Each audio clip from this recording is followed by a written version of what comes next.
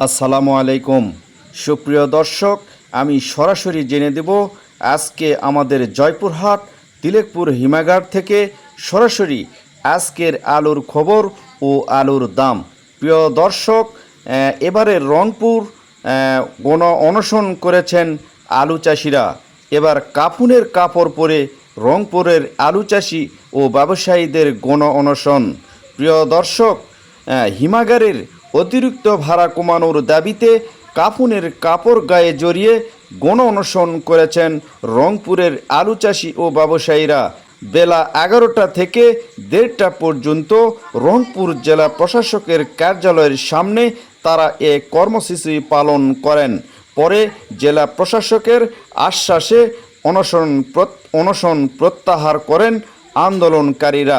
রংপুর জেলা ও আলু চাষি ব্যবসায়ী সমিতির এবং রংপুর বিভাগীয় আলু চাষি ও ব্যবসায়ী সমিতির যৌথ উদ্যোগে আয়োজিত এ কর্মসূচিতে জেলা বিভিন্ন উপজেলার আলু চাষি ও ব্যবসায়িকেরা অংশ নেন। তাদের অভিযোগ, আলু বাজার মূল্য কম থাকলেও হিমাগারের সংরক্ষণের ভাড়া অস্বাভাবিকভাবে বাড়ানো হয়েছে। এ ঘটনায় উৎপাদন খরচও তুলতে পারছেন না তারা। এলাকার আলু চাষি সিরাজুল ইসলাম জানান, সার, বীজ ও কীটনাশকের দাম বেড়ে যাওয়ায় 1 কেজি আলু উৎপাদনে প্রায় 16 টাকা খরচ হয়েছে। হিমাগারের সংরক্ষণের ব্যয়সহ সেই খরচ দাঁড়ায় 25 থেকে 26 টাকা। অথচ বর্তমানে বাজারে আলু বিক্রি হচ্ছে 14 থেকে 15 টাকায়। তিনি বলেন, আমরা চাষ করে লোকসান করেছি, আর হিমাগারের মালিকেরা বসে থেকে লাভ করছেন, ইচ্ছেমতো দাম ধরেছেন। একই এলাকার কৃষক আব্দুল করিমের ভাষ্য, রাজশাহীতে কেজি প্রতি হিমাগার ভাড়া 6 টাকা হলেও রংপুরে 60 টাকা নেওয়া হয়েছে। ভাড়া 5 টাকা নির্ধারণ করা হলে কৃষকের কিছুটা স্বস্তি মিলবে। টানা লোকসান হলে আগামী মৌসুমে অনেকেই আলু চাষ করতে পারবেন না।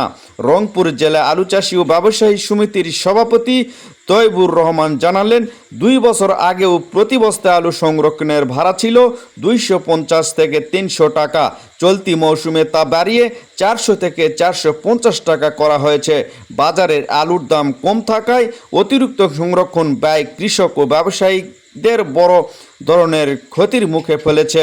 সরকারের প্রতি অনুরোধ, হিমাগার ভাড়া কমিয়ে আলু রপ্তানির ব্যবস্থা যেন করে। আলুতে যারা লোকসান করেছেন তাদের জন্য প্রণোদনার ব্যবস্থা করা হয়, তা না হলে আগামীতে আলু চাষ কমবে।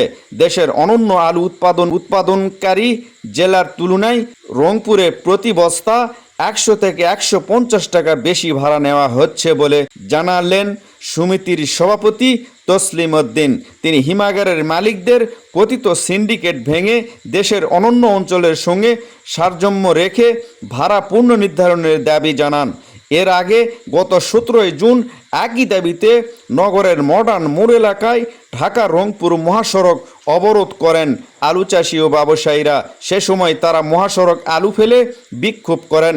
প্রায় 1 ঘন্টা মহাসড়ক যান চলাচল বন্ধ থাকায় উভয় পাশে শত শত যানবাহন আটকা পড়ে। রংপুর জেলা প্রশাসক মোহাম্মদ রুহুল আমিন বলেন, সরকার নির্ধারিত প্রতি কেজি আলু হিমাগার ভাড়া 6 টাকা 75 পয়সা। কৃষক ও ব্যবসায়ীদের অনুরোধ ছিল এটা 5 টাকার মধ্যে রাখা। তারপরও 6 টাকা পর্যন্ত সহনীয় পর্যায় বলে জানিয়েছিলেন কৃষকেরা। জেলা প্রশাসক বলেন, আমরা সেই অনুযায়ী কৃষক, ব্যবসায়ী, হিমাগারের মালিকদের সঙ্গে মিটিং করেছি। তারপর আমাদের একটি প্রস্তাব মন্ত্রণালয়ে ও কৃষি বিপণন দপ্তরে পাঠিয়েছিলাম। কৃষি বিপণন দপ্তর চাষি ও ব্যবসায়ীদের চাহিদার ভিত্তিতে একটি কমিটি গঠন করে দিয়েছে। সেই কমিটি আগামী 15 দিনের মধ্যে হিমাগারে যৌক্তিক একটি ভাড়া সুপারিশ করে মন্ত্রণালয়ে ও কৃষি বিপণন দপ্তরে পাঠানোর নির্দেশনা রয়েছে। আমরা সেই লক্ষ্যে কাজ করে যাচ্ছি। 15 দিন নয়, আমরা 1 সপ্তাহের মধ্যেই সুপারিশটা প্রেরণ করতে চাই।